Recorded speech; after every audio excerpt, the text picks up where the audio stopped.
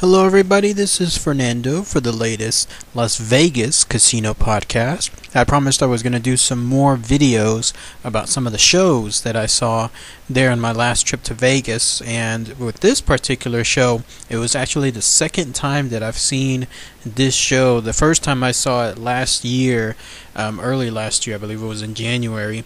And so, having a somewhat good time, I decided I wanted to see it again this time during my last trip. And it's a comedy show. It's a comedy club. And I love going to comedies. It's just one of those things where it's every night is a different thing. Unlike seeing, say, a show like Jabberwockies or seeing a show like any of the Circus Soleil where they have the same routine every single time. Anything involving comedy clubs with their rotating talent, it's always different. You can always expect every night to never be the same, and that's what I was looking forward to this part.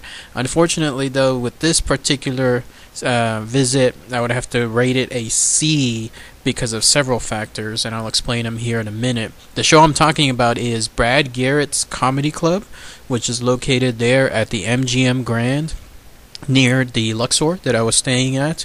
I love going to those shows that are nearby my casino because A, I hate paying for extra trips on the taxi, and then B, I hate waiting for, let's say, the bus or trying to use that monorail that they have. I would much rather stick my iPhone and earbuds on my ears and then just walk to a place that's nearby, and it makes it far more convenient. So a good place, again, if you wanted to stay in Vegas, stay on the south side, where the Luxor, Excalibur, MGM Grand, all the same properties are owned by MGM. So that way you can go in and around that same area without having to pay those fees. But yeah, Brad Garrett's Comedy Club, second time around I've seen this. And again, I gave it a C for these reasons. One, the first reason is the seating chart. I thought that the staff there would have some kind of assigned seats because I bought the tickets several months back, and I bought them well enough ahead of time where even though my tickets were general admission, they were almost front of the line general admission. I mean, we're talking like third row general admission. But whenever I got there, for whatever kooky reason, I guess it's my luck, it was a sold out show. I mean, was a Monday. Why on earth it was sold out, I have no idea. That's why I picked Monday, because I was thinking that it was going to be the least busiest day there, as opposed to, say, a Saturday or a Sunday. But nope. It was sold out. So whenever I went in, the attendant there, that's why I went in with just like 10 minutes before the show started, because with assigned seats you don't have to worry about having to show up an hour beforehand to try to get the best seat available. No, with assigned seats, it's assigned seats. You can show up anytime you want. But apparently by that point all the seats in the row that I had were already taken, and I was a little miffed on that part. So I got a row, probably about 6 rows back rather than 3 rows, which can make all the difference in the world. Here's the thing about comedy clubs.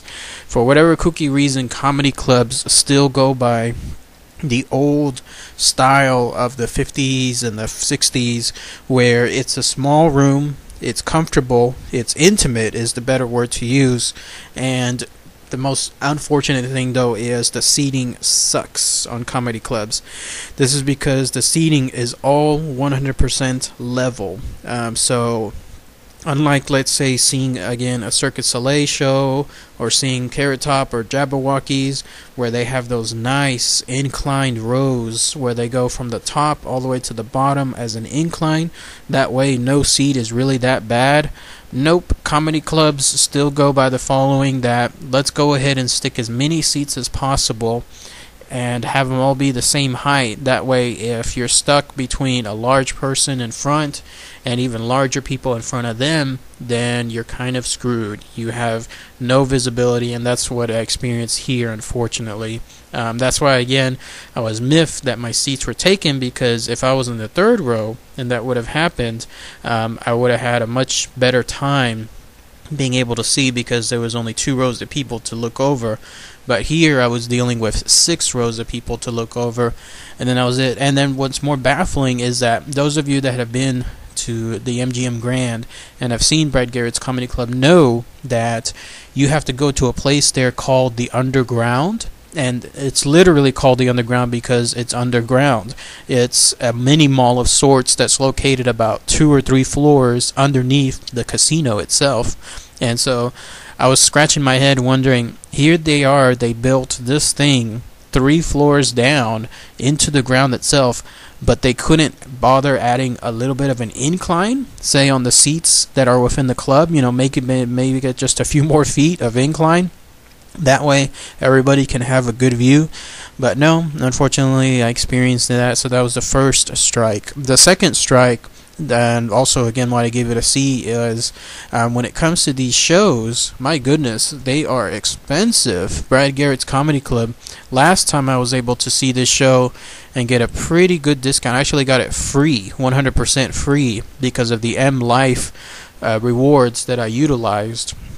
And M Life unfortunately does no longer have Brad Garrett listed as a free option, so I was able to pay. I still get a discount. I got probably around 30% off the tickets, because again I bought this well ahead of time and I utilized the website online that gives me points at the same time.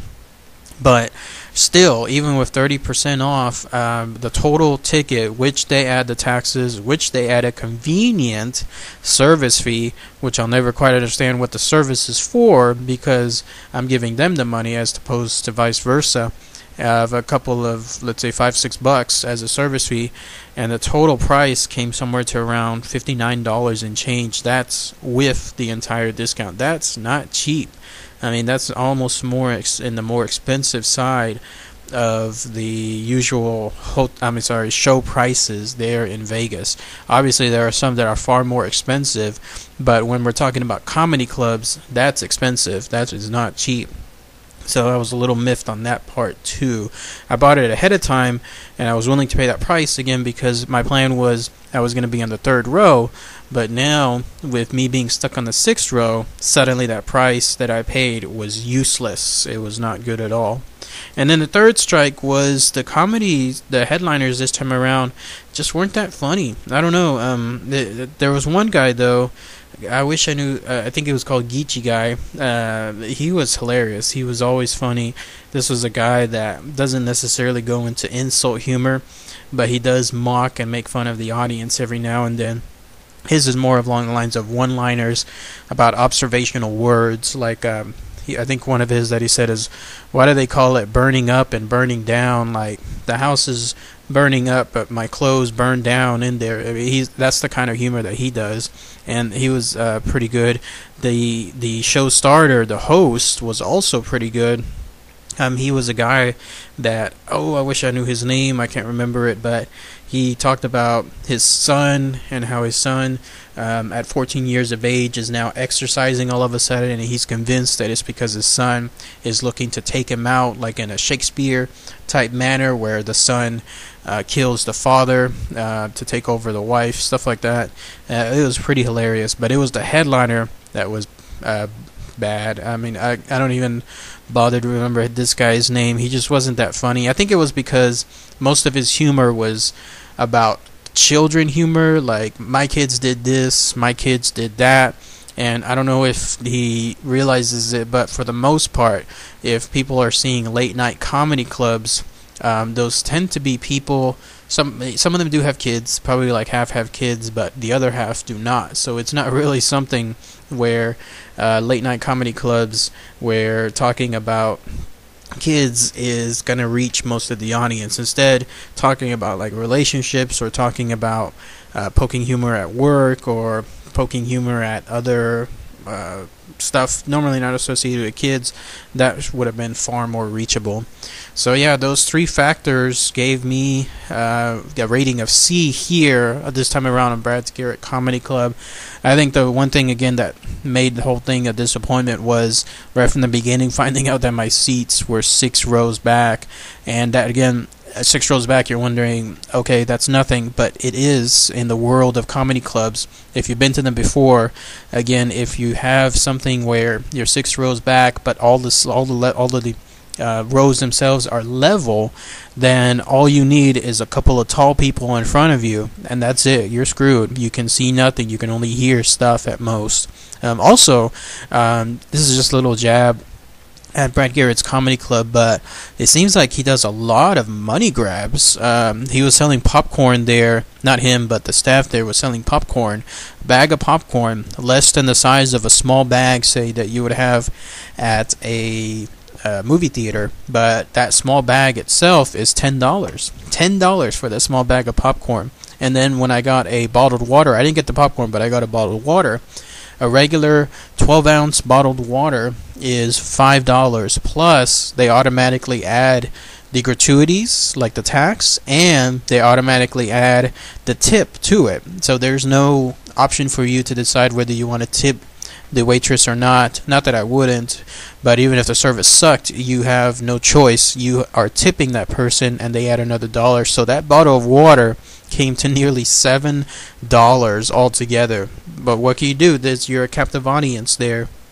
I cannot have other water brought in, and I'm not going to spend between the time that I got there and the time the show started and ended nearly 2 hours just doing nothing. I thought I would at least have that water, but man, $7. And then other people, I saw others that were looking at their bill, when those that were ordering beer and those that were ordering wine. Theirs must have been a lot more expensive. I could only imagine what a bottled beer was. It was probably somewhere around $8 or $9 just for that bottled beer, plus gratuity, plus tip, plus taxes, and all that stuff. So, anyways, Brad Garrett's Comedy Club, again, I'll give it a C. The only way I would recommend it is pay the extra money if you want to sit at near the front and not have obstructed views. Pay the extra money. It's going to cost you an arm and a leg, though. It's close to $75 if you want at least a VIP experience.